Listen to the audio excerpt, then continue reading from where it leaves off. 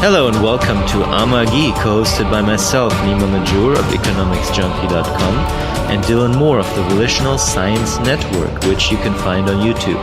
We are here to tackle ideas both ancient and modern in an effort to bring you the tools needed to expand the power of your worldview, making you a more potent entity, professionally, politically, philosophically, or otherwise.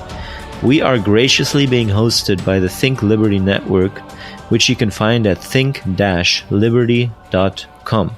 This is episode 16, Why Minsky Matters, part 2. Hello, Dylan. Hello, Nima. How you doing? Pretty good. So we are going to continue reading from Randy Ray's Why Minsky Matters. And I ended at chapter 3 last time. So I wanted to continue with a quote from... actually, I ended at the end of chapter 2, basically. So we're getting into chapter 3 now, which is called Minsky's Early Contributions to the Financial... Minsky's Earliest Contributions to the Financial Instability Hypothesis. Before you get into that, can you give me and everybody else a reminder when Minsky was, and a quick background recap? Yeah, Minsky was an American economist at the University of Chicago for quite a while, and towards the end of his life, he was a professor at Berkeley, and his biggest contributions were sort of in the 80s, such as stabilizing an unstable economy. But he had been writing before that as well. He even wrote all the way into the 90s. He died in 96, I believe. So right during the Clinton era. And I think shortly before he died, he actually predicted that... his entire theory predicts that budget surpluses and starving the private sector of net savings leads to instability and artificial booms and crises. So this book is a lot about, this is what Minsky already wrote about in the 60s, 70s, 80s, and now we're sort of seeing it come to fruition. Right. So, quoting... It is not surprising that Minsky would have been concerned about business cycles, since he had come of age during the Great Depression, whereas most modern macroeconomics see cycles as resulting from shocks or policy mistakes. Minsky believed that they are created by the internal dynamics of the economic system. To put it another way, mainstream economists believe that market forces are naturally stabilizing.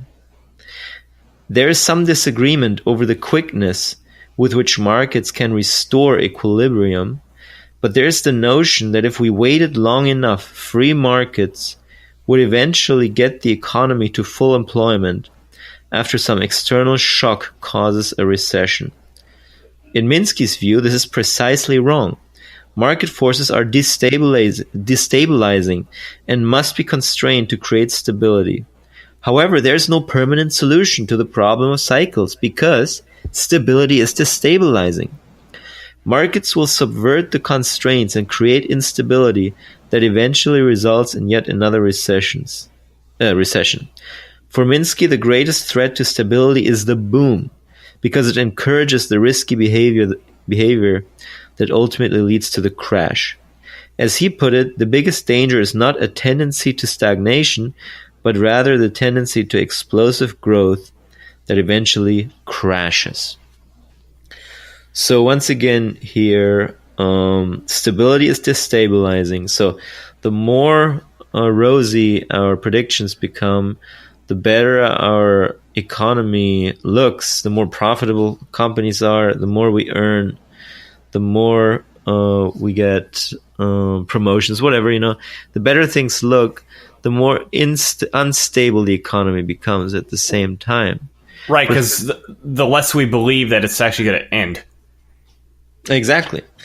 The less we believe it's going to end, the more we believe that we can just borrow and spend.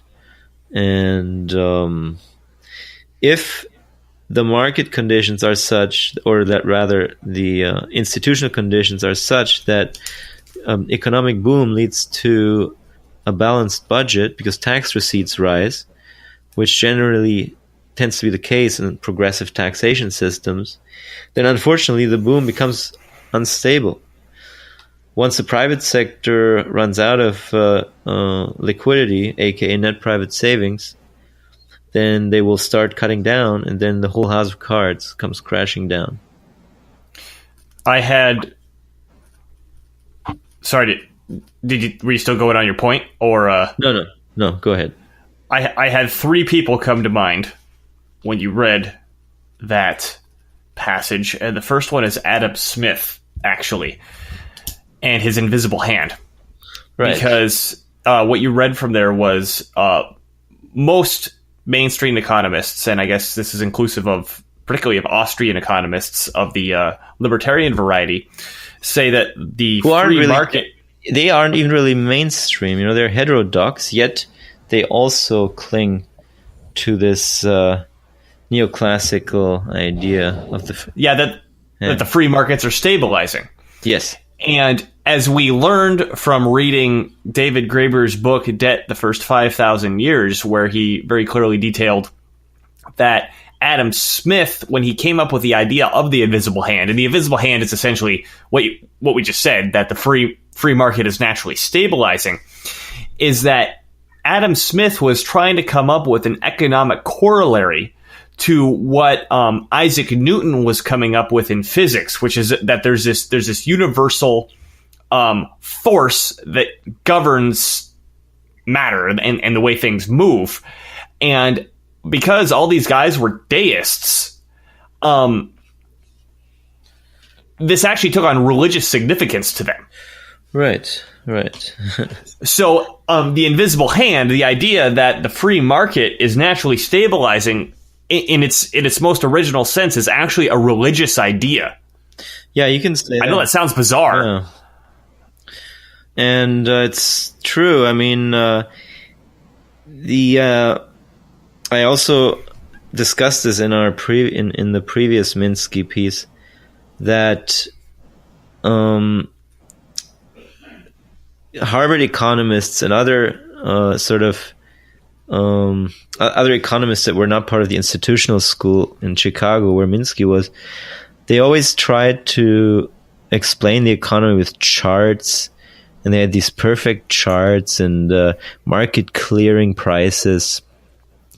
And Minsky discusses that there's really no evidence that that is the case. There's no evidence that free markets always clear the market, for example. That there's such an invisible hand that creates full employment. Because Minsky just looked at the institutions and the actors at hand. And was very empirical. Companies produce what they can, or companies sell what they can sell at a profit. And that's their primary goal. They don't have a primary goal that is, I'm going to clear the market, I'm going to create full employment. Right. And there's no indirect process by which we get to that situation either, according to Minsky. And worse yet, even if we did, then, as we just discussed, stability is destabilizing, and we're back to, starting a boom and that'll cause a recession ultimately. I don't remember if it was Warren Mosler who told us this in one of our interviews with him, or I heard it from somewhere else, but he mentioned a similar thing, which is that the private sector always wants to expand. It just always wants to expand. Yeah. And honestly, as someone running my own business now, I completely agree. I'm always looking to expand. Yeah. And furthermore, my goal isn't to employ everybody. Right. And I mean, obviously, nobody's claiming that individual companies are to employ everybody, but my incentive isn't to employ everybody either. My incentive is toward the profit. Right. So if I have to choose between my profit and employing more people, obviously, I'm going to be incentivized to do the profit. Now, naturally, of course, people have moral considerations on how they feel on these things, and they're going to decide via that. But at the end of the day, I have to earn a profit, or else I just go out of business. Right. And the big chasm, I think, between Minsky and Smith is that Smith believed, or all his offshoots believe, that this profit motive indirectly leads to full employment. And that is a leap of faith. That is not empirical, is Minsky's point. Well, and then, I mean, it comes back to what we've talked about before, the assumption of the barter theory of money. Exactly. Where if the state is actually the thing causing the unemployment. Right. Which, to re-emphasize that if you happen to be bumping into this episode and haven't heard us talking about this for the first time, according to modern money theory, which is what we're ascribing to here, the state creates unemployment by imposing a tax, right? To be employed means you're earning money to be employed means you're working to earn the unit of account, and the unit of account is the thing that you pay your taxes in. Correct. So the state creates the problem. It's not a free market problem that you are or aren't unemployed. It's a state-created problem, so there has to be a state-provided solution. Exactly. And that is the job guarantee, which we also, the transition job, rather, that we also covered in one of our earlier Amagi previous episode. And I got one more person. Yeah. Which is Carol Quigley. Yes. To bring up. Yes. So we've been talking a lot of Carol Quigley the last few episodes, going over the Evolution of Civilizations miniseries. And what you said about Minsky, or what you read that Randall Wray said about Minsky, is that the booms caused the busts because people naturally start engaging in more and more risky behavior because they feel more confident. I feel like this is very similar to Quigley's explanation of the instrument of expansion in the Evolution of Civilizations, in that people get accustomed to the expansion. Exactly.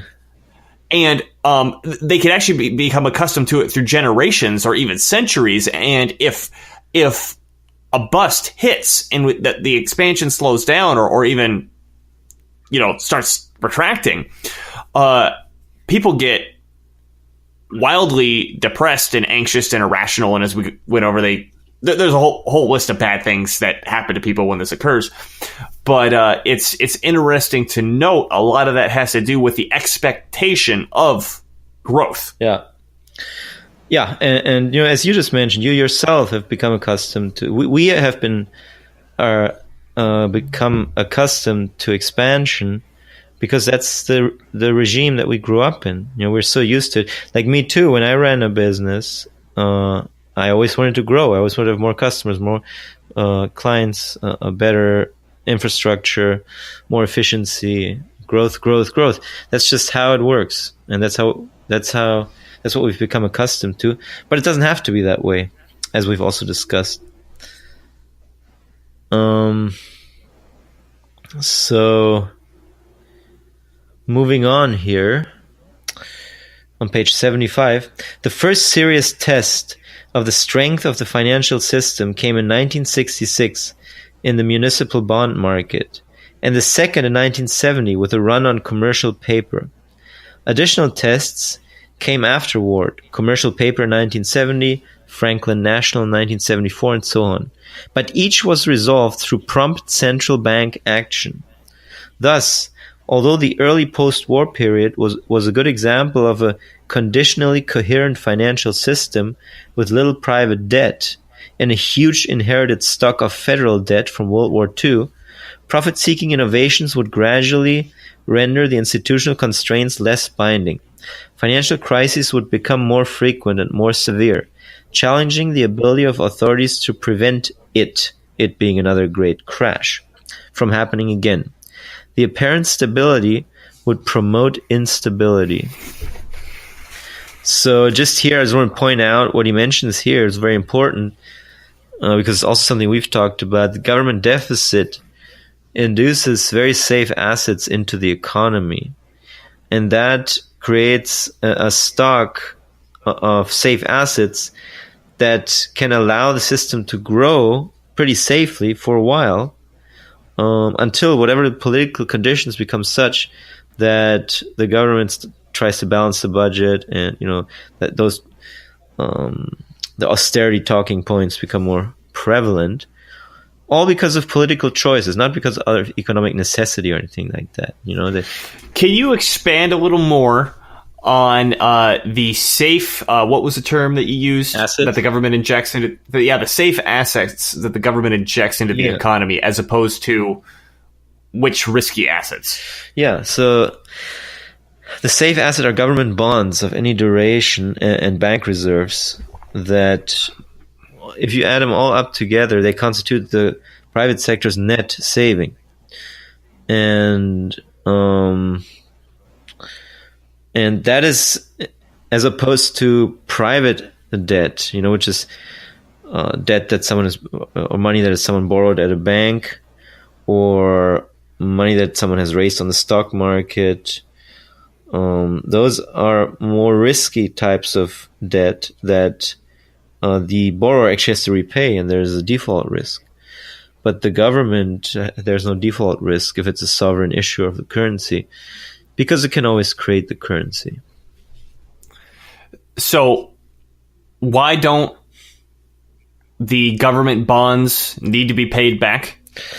Well, because they do have to be repaid, but they're not repaid. But there's no limitation on the part of the issuer of the bonds to have access to money to repay those. Because they created it. Yeah. It all starts with them imposing a tax and then spending money into existence that people need because they need to pay the tax. The entire system is upside down. If you haven't listened to our previous episodes on this, then I suggest listening to episode 1, and because that's exactly what we talk about. Yes, it is exactly what we're talking about. Yeah, I'll stop asking so many basic questions and just keep. No. I guess we should refer to episode 1 more. I was talking to our audience, really. If this is new to them, then that would be a great source to start with. Yeah, and I don't want to take the time to explain it, but I do want to at least reference it, address it. Is that when we're talking about the private sector debt savings and the fact that the government is injecting money, and the government assets are the private sector net savings, which are separate from money that's created by the banks or money that's created within the private sector. Banks, in quotes, being the private sector. We've discussed before, they're quasi private public monsters. If this is the first time that you've heard us or anybody talk about the subject like this, and it sounds completely bizarre, we understand. As Nima mentioned, we have broken down these ideas very meticulously in actually our original episodes. Started episode 1, and we went over the basics of this stuff. So I guess we'll try to keep it, give some reminders in there, but in order for us to have a new episode, we can't spend the whole time redoing episode 1. So I think what I find interesting here is that, here we have another piece of historical evidence that perfectly fits within this theory, which is that World War II created a lot of public debt. And the post-World War II boom, in large, can be attributed to that relative to private debt, there was just a lot of public debt, a lot of liquidity, a lot of net private savings in the private sector. And that was a good basis to launch the post-World War II boom, basically. So then, moving on to page 80.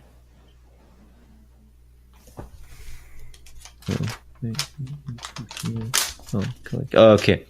So we've talked about the Kalicki equation before, but I want to get into this chapter in this section where he talks about Kalicki, just so you have some more info on that. Adding the Kalecki investment profit relations.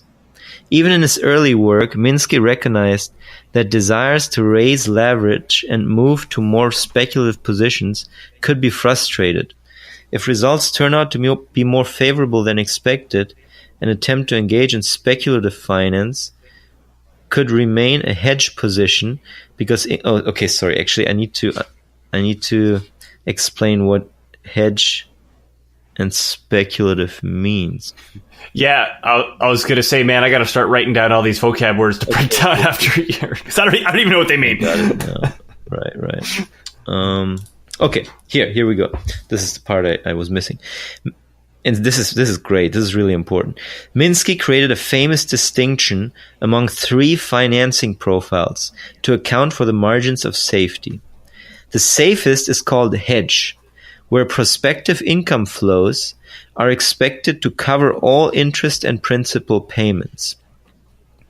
Okay, so an example here would be, just to interject, yes, please. You build a plant and you borrow $100,000 to build a plant, and you have to pay 5% interest. Let's just say 5% interest, 5% principal every year. So you pay like $10,000 every year, and the plant produces, or the plant yields you a profit of $20,000, let's say, every year. So your prospective income flows are expected to cover all interest and principal payments in that case. You have planned everything perfectly, and you can serve your interest and your service your interest and your debt payments out of the profit that you generate. And then the next one, a riskier profile. So this was hedge. Okay, a riskier. Yeah, and then I'm sorry. Can you give the single sentence definition of hedge again? Yeah, the safest is called hedge, where prospective income flows are expected to cover all interest and principal payments. Got it. And that's for example, when you said we're opening like a factory, we're actually making a physical thing and selling that physical thing, and the proceeds from doing that will cover all debt service that we need to cover. A risk plus a profit. A riskier profile is called speculative, where near-term income flows cover only interest, so that principal cannot be covered, but it is expected that income will eventually rise sufficiently to pay down principal. So similar example of what I just gave you, except let's say we only make $5,000 a year on that plant. And so we can only cover the interest, at least in the beginning. And we're hoping that over time, we're going to become so productive that we can start covering interest and principal payments. But But near-term income flows will only be sufficient to cover interest payments. What I wanted to say is I haven't actually done this yet, but in some real estate potential projects that I was looking at, negotiating for interest-only debt servicing was actually something on the table to approach the seller with. Because when you do all the math, particularly if it's a situation where the owner's financing the deal, or it's a rental situation where the cash flow has to make sense, and whether or not you pay $1,000 of principal on a debt service can actually make your deal cash flow or not. So that. I never realized someone like Minsky had actually broken these things down into categories. I just always felt that was a way to get into a deal. Yeah. But I see what you mean, that the idea is that at some point this is going to be making enough money that I could actually pay this principal exactly down. But we're not going to worry about that for right now because we just want to get in, and it's enough to take care of the interest. Yeah. So the first one was hedge, safest. Next one was speculative, less safe. And now finally, the riskiest one is called Ponzi. Named named after Charles Ponzi, who ran a pyramid scheme. Today's counterpart would be Bernie Madoff, where near-term recipients, where near-term receipts are insufficient to cover even interest payments, so that debt increases as interest is capitalized into the principal. Essentially, a Ponzi unit is borrowing to pay interest. Unless interest rates fall or income flows rise, this is an unsustainable position. I was wondering what was worse than speculative. Yeah. So over the course of an expansion, the financial stance of firms and even households evolves from largely hedge to include ever-rising proportions of speculative and even Ponzi positions. The riskier financial structure is much more vulnerable to either a rise of interest rates or a shortfall of income. Wait, so he's saying households will move from hedge to speculative to Ponzi? Does he give an example of what that might look like? Well, he's saying firms and even households. But the example of a household would be one that borrows an interest-only loan, basically, to buy a house, for example. Or I guess even extend that to even less necessary things like, okay, I'm going to do it on my truck and I'm going to get a trailer so I can haul my boat and then take my RV with me that I all got interest-only payments on, sort of thing. Okay. Yeah, and then at one point, he can't even make the interest payments anymore. So he starts rolling it over and telling the bank, oh, wait, I'm going to pay this later. So that would be a household Ponzi. Got it. And so now we get to adding the Kalecki investment-profit relations. Even in his early work, Minsky recognized that desires to raise leverage and move to more speculative positions could be frustrated. If results turned out to be more favorable than expected, an attempt to engage in speculative finance could remain a hedge position because incomes realized turn out to be greater than anticipated. Thus, while Minsky did not incorporate the now well-known Kalecki relation, parentheses, in the simple model, investment determines aggregate profit, so that rising spending on capital assets actually increases the flow of income to firms, end parentheses, he did recognize that an investment boom could raise aggregate demand and spending through the Keynesian spending multiplier, and thus generate more sales than projected. Indeed, in his view, that made the dynamics even worse. If the expectations of borrowing firms about profits were systematically exceeded, they would make increasingly crazy bets, generating a runaway speculative boom. Later, he explicitly incorporated the Kaleckian result that in the simplest model, aggregate profits equal investment plus the government deficit. Thus, in an investment boom, profits would be increasing along with investment, helping to validate expectations and encouraging even more investment. This result added weight to his proposition that the fundamental instability in the capitalist economy is upward, towards a speculative frenzy. Furthermore, since the government's budget deficit would grow in a downturn, this growth would help prop up profits, reducing downside risks, as discussed earlier. In addition, in the early 1960s, he argued that effects on private sector balance sheet would depend on the stance of the government's balance sheet. A government spending-led expansion would allow the private sector to expand without creating fragile balance sheets. Indeed, government deficits would boost profits and add safe treasury debt to private portfolios. However, a robust private sector-led expansion would tend to cause tax revenues to grow faster than private sector income, with a progressive tax system and with transfer spending falling in a boom, so that the government budget would, in quotes, improve towards more surplus, while the private sector balance would deteriorate towards deficit. For that reason, Minsky argued that private sector-led expansions tend to be more unsustainable than government-led expansions. because private deficits and debt are more dangerous than government deficits and debt. So that's something we've also discussed over and over, that to have stable growth, there needs to be a certain degree of safe assets, and those are the treasury assets. And they kind of necessitate a government deficit or export surplus, which means there's some other government doing deficit spending for you. And that was, I think that's all on Kaleki. So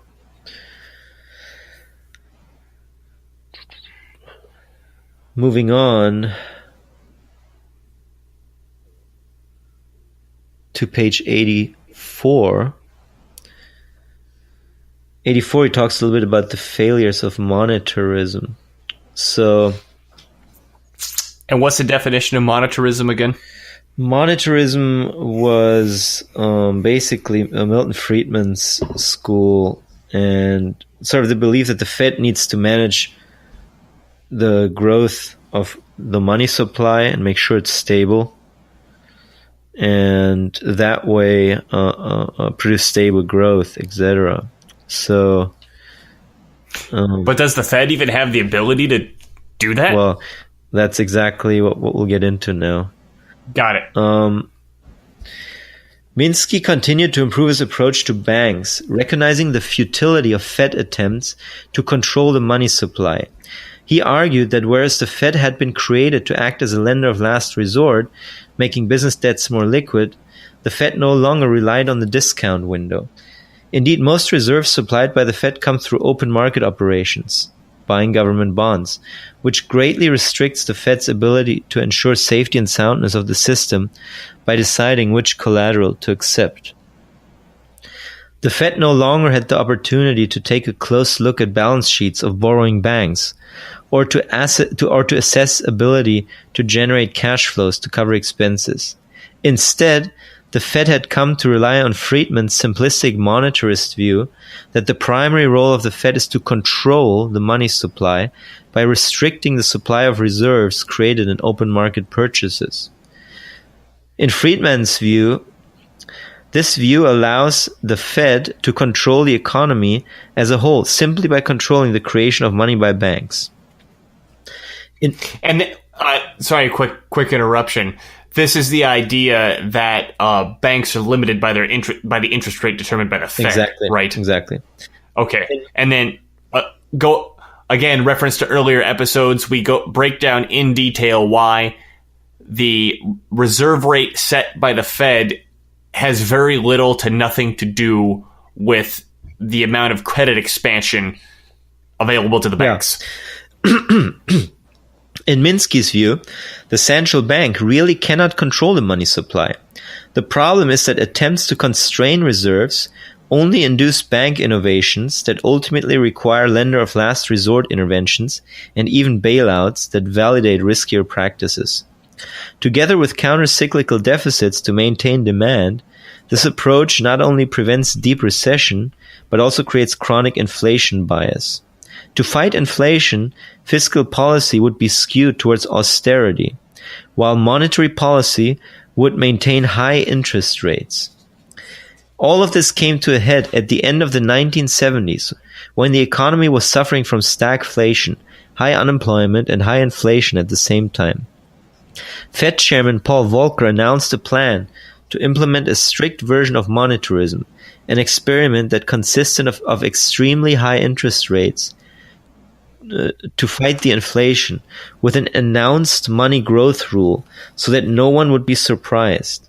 This was supposed to eliminate price pressures without causing unemployment through fooling, discussed earlier, the idea that no one would be fooled if the policy was widely known. It didn't work. The United States went into the deepest recession at the time since the Great Depression.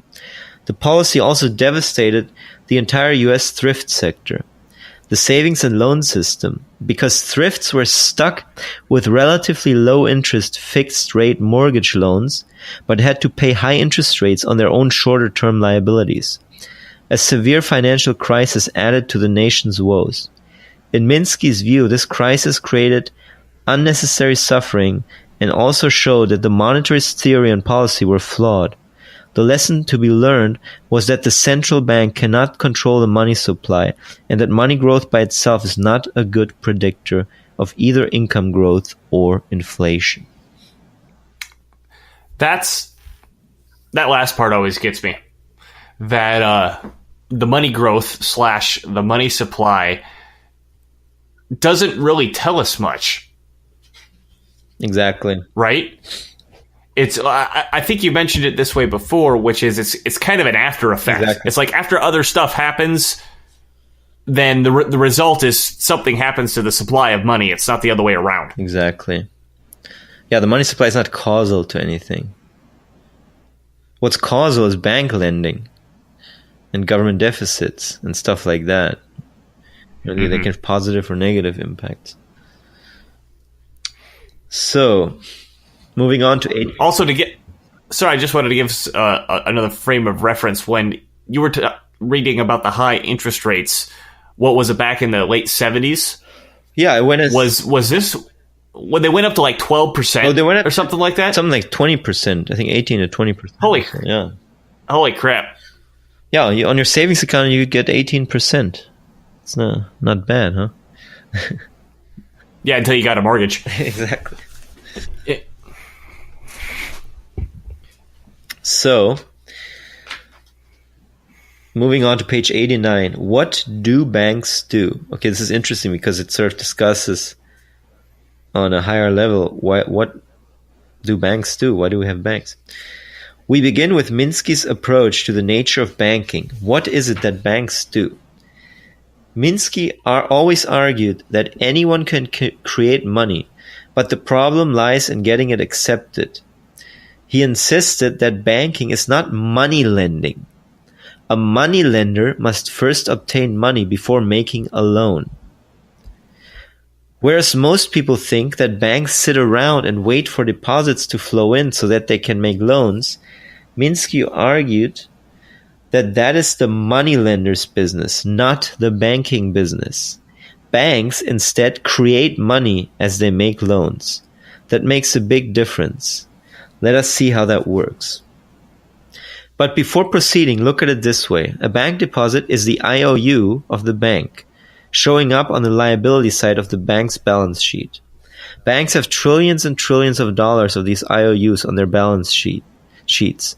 In the United States, we have 2 banks, each of which alone has issued 2 trillion in IOUs, and several others are not that much smaller.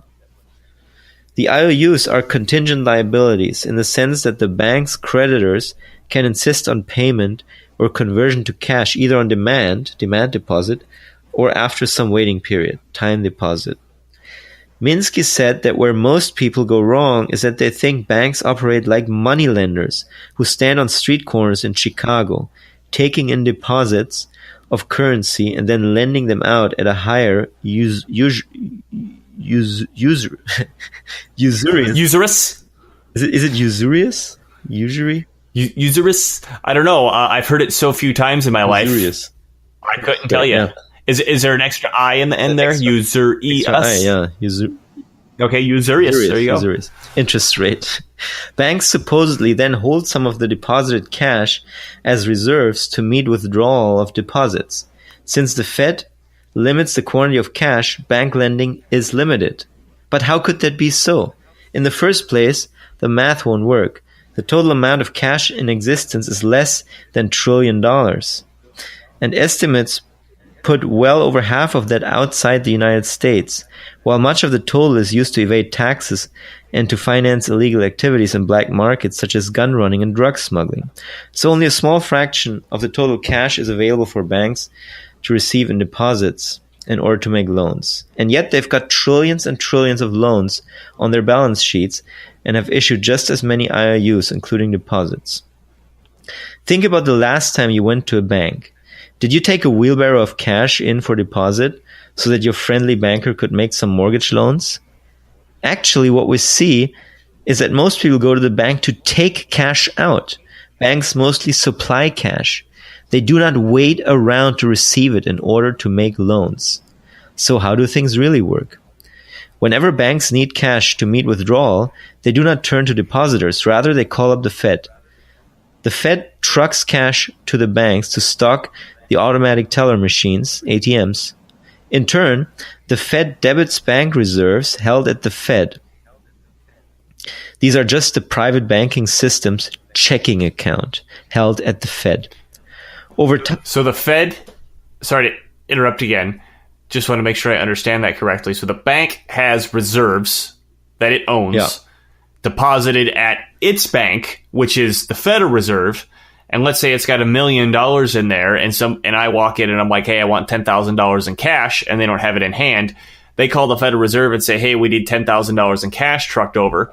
They subtract $10,000 from the $1 million that they have in the bank's bank account at the Federal Reserve, and they print the cash out of nothing. This is the firing up of the printing presses, and then they send it to the banks where they can give it to me. Exactly. So the bank's reserve accounts at the Fed are basically the bank's checking accounts at the Fed. Where we have checking accounts at private banks have checking accounts at the Fed, and those are called reserve accounts. Over time, the outstanding amount of cash, including that held outside the US, tends to grow on trend because banks pay out more cash than they receive. All US dollars, cash, in existence were paid out by banks at the teller windows or ATMs. At the teller's windows or ATMs. What if a bank is short reserves? Will the Fed refuse to send the cash? No. The Fed lends reserves to cover the cash needs. Otherwise, the banks would have to close its doors, refusing to meet demands for cash, which would scare other depositors and lead to runs on banks. Except for occasional hiccups, you do not find the ATMs shut down or bank doors closed because of cash shortages. Indeed, all money and banking textbooks insist that the non-bank public determines the supply of cash. Since banks promise to supply it on demand, the Fed provides banks with all they need to meet withdrawals. It is the Fed that brings the wheelbarrows of cash to the banks, not depositors. And the Fed supplies cash not so that banks can make loans. Rather, the cash is to cover withdrawals from deposits. When the Fed sends cash to banks, it debits their reserve account at the Fed, which is essentially the bank's demand deposit account.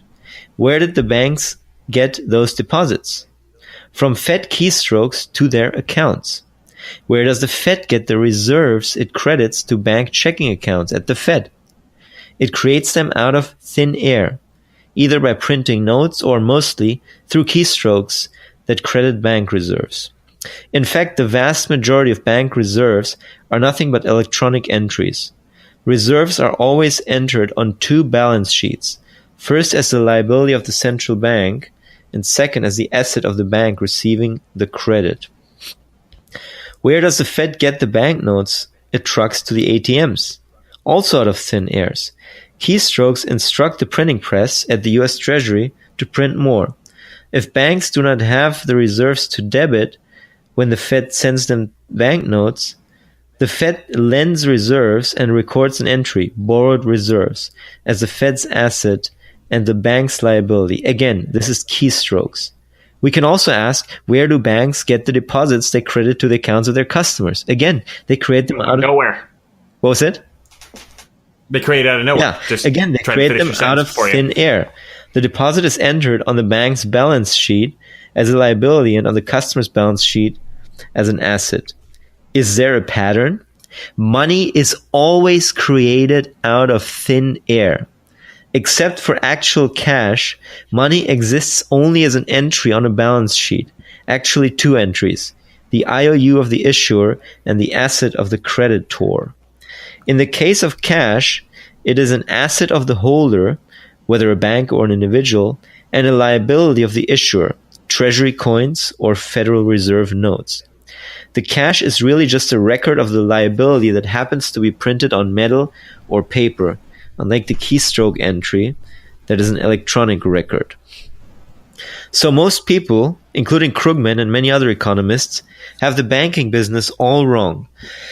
Whenever you make deposits into banks, they are usually deposits of bank IOUs. That is a check drawn on another bank or an electronic deposit, which is also a claim on another bank. It is mostly all about bank money. Where did it come from? From banks. Where did they get it? They created it. How? They mostly created deposits through keystroke credits to accounts. This is not as mysterious as it first seems. Say that you write an IOU to your neighbor. I owe you $5. It is your financial liability and your neighbor's financial asset. Where did it come from? Thin air. You might record it on paper or wood or a chalkboard or in a computer file. Memories are faulty and may not be accepted in evidence should you need to go to court. You can think of the method of recording the IOU as determined by law, tradition, and technology, but it does not change the nature of the monetary IOU. Did you have to get cash first to write the IOU? No. Do you have $5 in cash in your pocket to write the IOU? No. While having cash on hand or easy access to cash might enhance the acceptability of your IOU, you can write IOUs without it. You do have to redeem your debt at some point. Your neighbor presents your IOU to you for your redemption, and you must come up with the cash, or you write a check on your bank deposit, or you provide something else of value that is mutually acceptable. When you satisfactorily redeem yourself, your neighbor hands back your IOU and you tear it up. In this process, you created money out of thin air. The money was your IOU denominated in dollars. The money you created is destroyed when you repay your debt. This is what Minsky means when he says anyone can create money. One might object, but how can that be money? It was just my debt held by my neighbor. It didn't circulate. The neighbor could not buy anything with it. Yes, all of that could be true. On the other hand, it is conceivable that you are well known and trusted across your entire neighborhood. In that case, the neighbor holding your IOU might be able to pass it in redemption of her own IOU to another neighbor, a third party. In that case, this other neighbor can present it to you for redemption, or your neighbor might hire a local kid to mow the lawn, and then the kid presents it to you for redemption.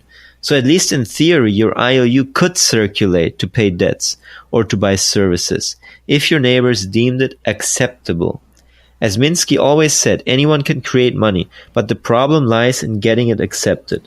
Both banks and money market mutual funds create money in the sense that they issue money-denominated liabilities. Both have to get them accepted. Banks are more special than other financial institutions because government gives them special protection. When times are good, this might not matter much. The money created by other types of financial institutions is just about as good as the deposits created by banks. In bad times, that reverses, and the liabilities created by shadow banks are about as desired as a fork in the eye. PIMCO's Paul McCulley put it this way shortly after the shadow banks crashed in 2008. Over the last 3 decades or so, the growth of banking outside formal, sovereign-regulated banking has exploded. And it was a great gig so long as the public bought the notion that such funding instruments were just as good as bank deposits. Keynes proves the essential and existential answer as to why the shadow banking system became so large, the unraveling of which lies at the root of the current global financial system crisis. It was a belief in a convention, undergirded by the length of the time that belief held. Shadow bank liabilities were viewed just as good as conventional bank deposits, not because they are, but because they had been. Maybe, just maybe, there was and is something special about a real bank as opposed to a shadow bank. And indeed, that is unambiguously the case, as evidenced by the ongoing partial reintermediation of the shadow banking system back into the sovereign-supported conventional banking system, as well as the mad scramble by remaining shadow banks to convert themselves into conventional banks so as to eat at the same sovereign-subsidized capital and liquidity cafeteria as their former stodgy brethren. And I want to just whoa. Yeah, that was. I was going to say let's unpack that a little bit, please. Yeah, that was a lot. So What's a shadow bank? A shadow bank is any institution that can lend money or invest money without being under banking regulation, sort of circumventing the banking regulation regime. And so, to be more concrete, shadow banks today are pension funds, hedge funds, university endowments, basically big money groups that have a lot of money at their disposal that they can lend out, and also money market mutual funds.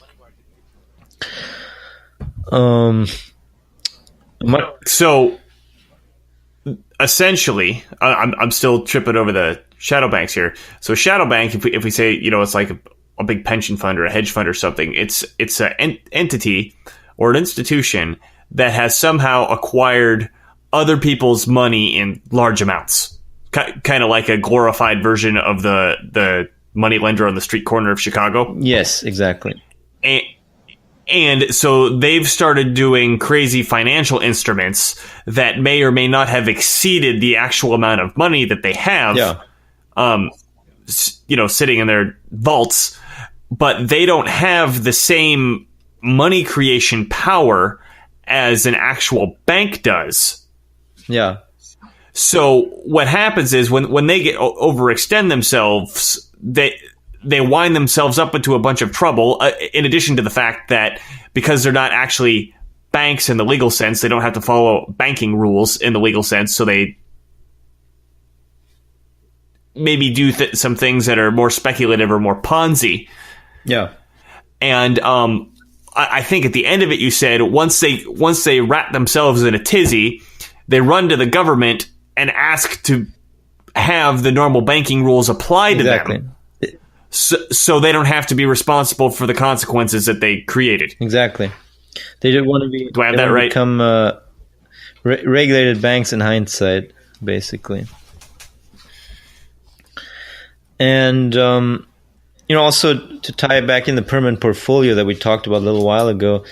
In the permanent portfolio, your cash portion should always be in money market mutual funds that only invest in treasury securities, because when times are good, people put their money in money market funds that pay more interest than those simple funds. But then precisely when you need the cash, they actually underperform. And in fact, it has in 2007, 2008, what nobody thought possible had happened, that some of these money market mutual funds that invested in commercial paper and other private debt broke the buck, and the value per share dropped under $1, which is never supposed to happen to your cash equivalents. But it didn't happen to the treasury-only money market mutual funds.